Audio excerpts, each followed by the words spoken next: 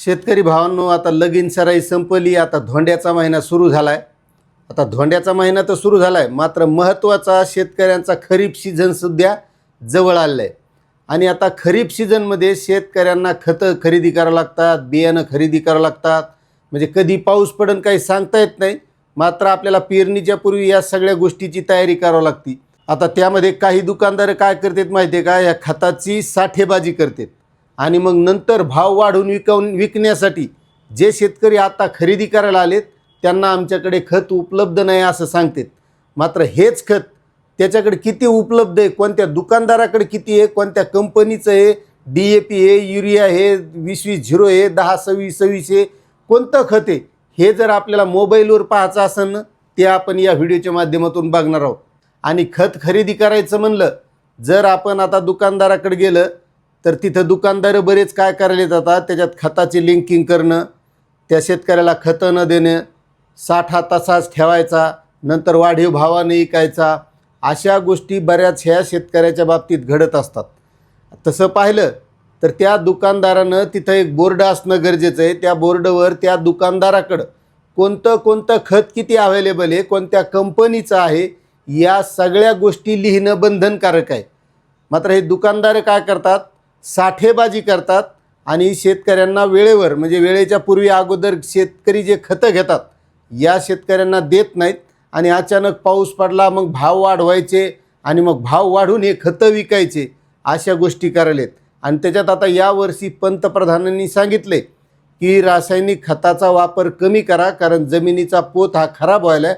आणि त्यातली त्यात महत्त्वाचं, जे आखाती देशामध्ये युद्ध चालू आहे आणि जे काही खत आहे हे आपल्याला बऱ्या प्रमाणात बाहेरच्या देशातून मागवावं लागतं आणि त्यामुळे त्याचासुद्धा वापर कमी करावा असं आवाहन केलं आहे.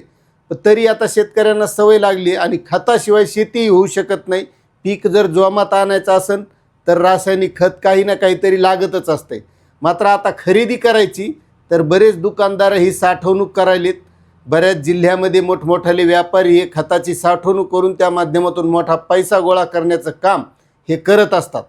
मग आता हे खत कोणत्या दुकानदाराकडे किती उपलब्ध आहे ते आपल्याला कसं कळणार, कारण त्याचं खत त्याच्या गोडाऊनमध्ये राहणार, तो काय तिथं बोर्डावर लिहित नाही.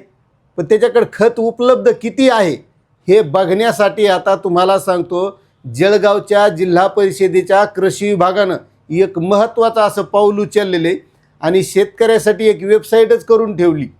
आता ती तुम्हाला मी सविस्तर दाखविणार आहे. या माध्यमातून कोणत्या दुकानदाराकडं तालुकानिहाय किती खत कोणत्या कंपनीचं उपलब्ध आहे, कोणतं खत उपलब्ध आहे, याची सविस्तर माहिती आपल्याला आपल्या मोबाईलवर दिसणार आहे. म्हणजे आपल्याला खत खरेदी करायला जाण्याच्या अगोदर कोणत्या दुकानदाराकडं कोणतं खत आहे हे आपल्याला घर बसल्या मोबाईलवर बघता येणार आहे. त्यामुळे तुम्ही व्हिडिओ शेवटपर्यंत बघा. चॅनलवर नवीन असताल तर सबस्क्राईब करा आणि प्रत्येक शेतकऱ्याला ही माहिती शेअर करा की जेणेकरून त्या शेतकऱ्याचं खताच्या बाबतीत नुकसान होऊ नये. तर चला तो आपण व्हिडिओ बघूया. तर बघा मित्रांनो, ही वेबसाईट आहे आणि या वेबसाईटवर आल्याच्यानंतर आपल्याला हे सगळं बघता येतं. आणि या वेबसाईटची लिंक आपल्या डिस्क्रिप्शनमध्ये दिलेली आहे. त्यामुळे जळगाव जिल्ह्यामध्ये कोणत्या दुकानदाराकडे किती खत आहे हे आपल्याला बघता येणार आहे. इथं आपण आपला जो जिल्हा आहे तो जिल्हा जळगाव निवडायचा. त्यानंतर जो तालुका आहे आपला त्या तालुक्याप्रमाणे आपण बघू शकतो. आपण समजा आता धरणगाव घेतला, त्यानंतर इथं आपल्याला खताचे प्रकार बघता येतात. DAP आहे, FOM आहे, MOP आहे, NPKS आहे, SSP आहे, युरिया आहे. आता समजा आपल्याला युरिया बघायचा किंवा DAP बघूया. आता DAP बघायचं. DAP घेतल्याच्यानंतर इथं शोधा यावर क्लिक करायचं.